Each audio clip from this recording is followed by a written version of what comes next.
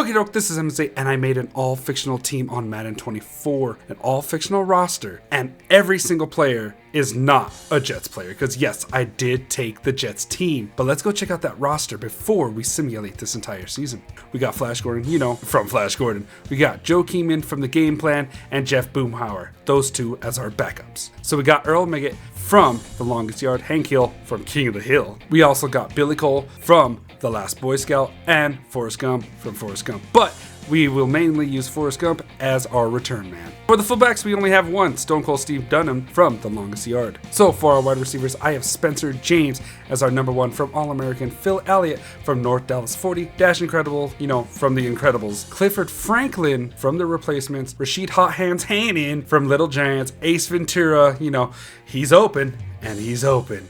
And I also have Charlie Tweeter from Varsity Blues. He's just out there just to take some slots. I do have Ace Ventura above him and Rashid Hot Hands Hannon. I should put Charlie Tweeter in there, but we'll see how it goes in the season. I'm going to just simulate to the middle, so we'll see how it goes. Maybe we'll put him in. Maybe some of these players will get injured, so he's there for back. For our tight ends, we got Eddie Cheeseburger from The Longest Yard, and we also got Brian Murphy from The Replacements. So for our left tackles, we have Jumbo Fumiko from The Replacements, and we also have, should be Peter Manumana from Necessary Roughness.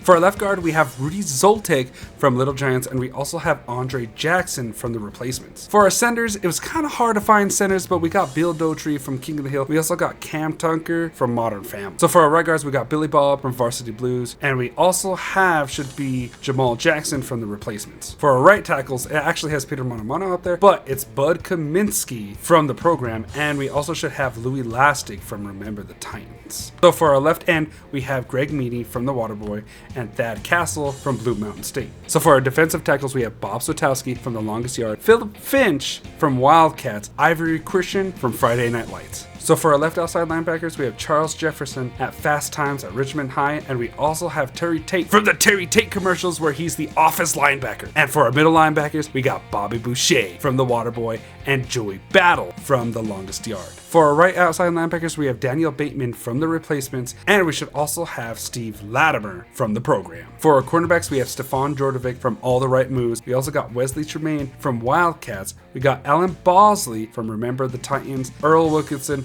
from The Replacements, and Michael Papajohn from The Longest Yard. Michael Papajohn is the last one. I needed another cornerback, and he's just there to fit that slot. For the full safeties, we got Brian Chavez from Friday Night Lights. We also have Spike Hammersmith from Little Giants. For our second safeties, we have Petey Jones from Remember the Titans, and we also have Lobo Torres from The Longest Yard. With our kickers, you know we gotta have Ray Finkel. Ray Finkel has to be the kicker from here, from Ace Ventura. And we also have Derek Wallace from The Waterboy. I couldn't really find a good punter. Punters were kind of hard to find, so I just got the kicker from The Waterboy and put him as our punter. With the roster, I watched the movies, I saw how they played, and I tried putting their overalls as good as I can to what I saw from the shows or movies or what I seen them, how they played. And we ended up with an 89 overall offense and 89 overall defense, which made us an 89 overall. They will be going up against the Buffalo Bills in their first week. Now, we're going to sim to the midseason and we're going to go check out those stats. So let's go check that out. So, simming to the midseason, we have a victory over the Bills 36-3. We got a loss to the Cowboys though, 14-28, but we got a win against the Patriots 31-3. We have a loss to the Kansas City Chiefs 28-34. It looks like our team shut out the Broncos 36-0 and got by with a win 21-18 against the Eagles. Now we're going to sim to the playoffs, and we're going to see if the team makes it to the playoffs. So the Jets did make it to the playoffs. They are the number 1 seed. Let's see how they did with the schedule though. So after the loss against the Kansas City Chiefs, they did not lose another game, making it a close one against the Giants 10-3, and then the Chargers 31-27. The games were kind of kept close. The defense was able to put in their stops, getting a win 35-14, 28-14 against the Bills, 35-14 against the Dolphins, 31-21 against the Falcons, 29-26, dang, really close one against the Texans. The Dolphins again, 28-14. Then we got the Commanders, which is 17-13, really close one against these teams here. With the Browns, 27-20, 28-3 against the Patriots. So looks like for the rest of the season, they went from the 10th best offense to the number 1 offense. 6,829 yards in total, being really good at the pass game and being really good at the rush game. Now with the defense, they became the 9th best defense. 5,254 yards on them.